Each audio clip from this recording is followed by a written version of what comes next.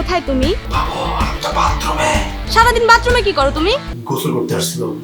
মিথ্যা বলার জায়গা পাও না। এই বদ অভ্যাসটা বাদ দিবা না তুমি? তোমার গার্লফ্রেন্ড আছে, তারপরেও তুমি এইসব করে বেড়াও।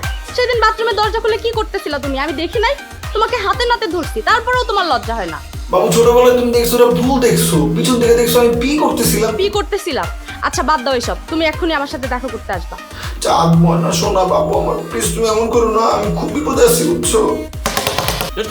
বাবু জানো হচ্ছে কি, আমি না কথা শুনছি তোমার সাথে একটা মিথ্যা কথা বলছিলাম বুঝছো।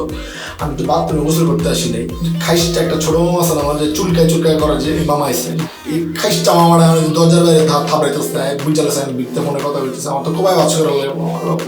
তোমার ছোট মামাকে ফোন দাও, আমার তো তোমাকে সন্দেহ হচ্ছে। আমি তোমার মামার সাথে কথা বলবো, এক্ষুনি ফোন দাও। মামারে দেওয়াই যাবো না, মামার লগে তোর কথা বলবো, যে খাইসটা তাহলে তোমার লগে যায় না তো বাবু।